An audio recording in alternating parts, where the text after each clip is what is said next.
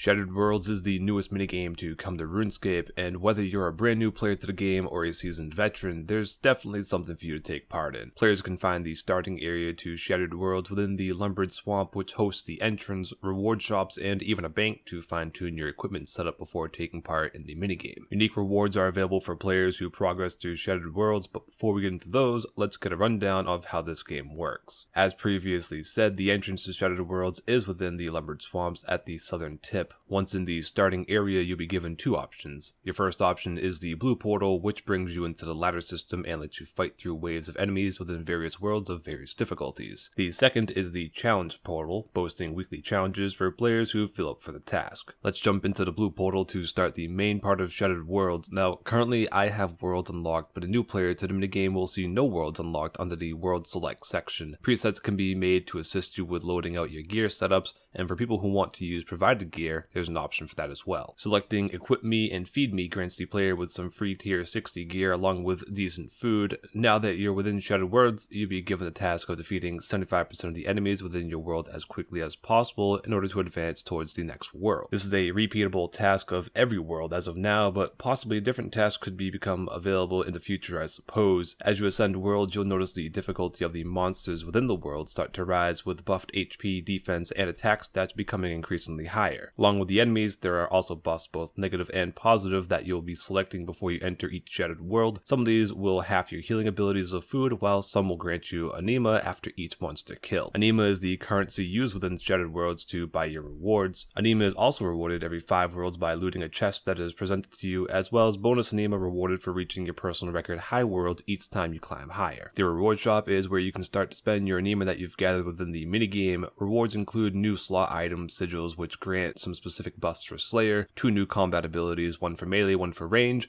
Abyssal Knight's armor overrides, Abyssal Slayer contract, which grants you a Slayer task to kill monsters within the Shattered Worlds, huge Slayer XP lamps, a brand new pet that comes in a total of 9 different tiers, and the ability to buy all the Slayer masks in the game currently that you do not own. Now for my opinion on this update, at first I wasn't too thrilled. I felt like the rewards were lackluster, which I guess they still are for me, but that's not to say that they can't be expanded on in the future. The combat itself leaves a lot to be desired at lower worlds, but again, that's really not meant for my level. But I do wish that there was a bit more at the higher worlds, maybe some sort of boss on random worlds or some random events that were a bit more unique. But again, this update just came out and it does feel like a good base to be built up on, and I hope they do so. Overall, I'd probably give this update a solid 7 out of 10. Currently, I am aiming for the range ability, but after that, I'm not sure if I really want to or need any other rewards, but we'll see what really happens then. Let me know in the comments below if you've tried Shattered Worlds yet, and if you're enjoying the game and the time there yourself. That's going to do it for me. Give this video a like if you enjoyed it, and consider subscribing for more RuneScape related content, and I will see you